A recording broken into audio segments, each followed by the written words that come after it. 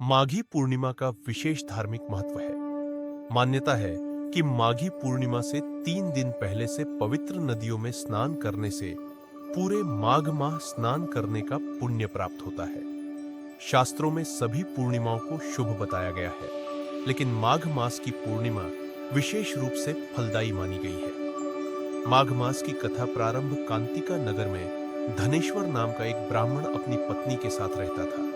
वह भिक्षा मांगकर अपना जीवन यापन करता था, लेकिन उनके कोई संतान नहीं थी, जिससे उनकी पत्नी बहुत दुखी रहती थी। एक दिन जब ब्राह्मणी नगर में भिक्षा मांगने गई, तो लोगों ने उसे बांझ कहकर ताने मारे और भिक्षा देने से मना कर दिया। इससे वह बहुत आहत हुई और रोती हुई घर लौटी। तभी एक वृद्ध महिला ने उसे सलाह दी कि यदि वह 16 दिनों तक श्रद्धा से माता काली की पूजा करे तो उसकी इच्छा पूरी हो सकती है। ब्राह्मण और उसकी पत्नी ने पूरी भक्ति के साथ 16 दिनों तक माता काली की पूजा की। 16वें दिन माता प्रसन्न होकर प्रकट हुई और ब्राह्मणी को संतान होने का वरदान दिया। साथ ही उन्होंने यह भी कहा, हर पूर्णिमा को एक दीपक जलाओ और हर माह यह दीपक बढ़ाते जाओ जब तक उनकी संख्या 32 न हो जाए। साथ ही तुम दोनों पूर्णिमा का व्रत भी रखना।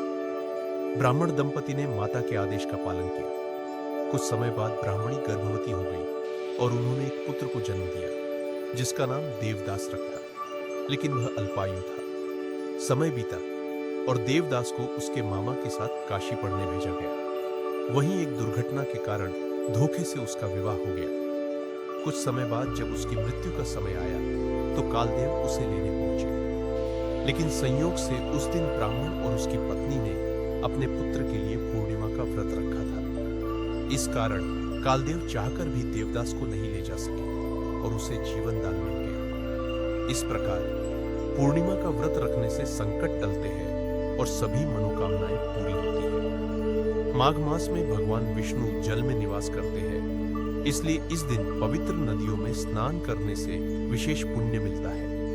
इस अवसर पर भगवान सत्यनारायण की पूजा और कथा सुनने की परंपरा है। शास्त्रों में माघी पूर्णिमा को भाग्यशाली तिथि माना गया है। इस दिन ब्रह्म मुहूर्त में घर की सफाई करें और पूरे घर में गंगा जल का छिड़काव करें। घर के मुख्य द्वार पर आम के पत्तों का तोरण लगाएं और दहलीज पर हल्दी और कुमकुम का लेप करें। इसके बाद मुख्य द्वार के दोनों ओर स्वास्तिक का चिन्ह बनाएं और उस पर रोली और अक्षत अर्पित करें।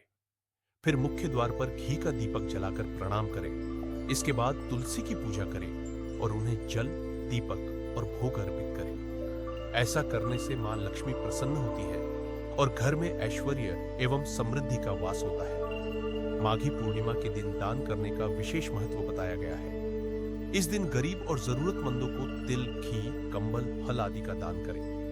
पूजा, घर में घी का दीपक जलाएं और उसमें 4 लौंग रखें।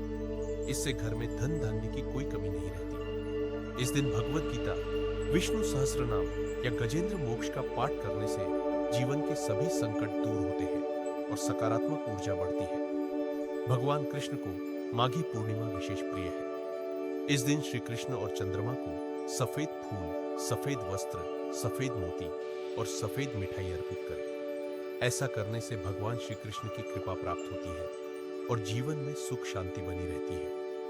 माघी पूर्णिमा का व्रत और पूजन करने से मनोकामनाएं पूर्ण होती है और जीवन में सुख, शांति और समृद्धि आती है।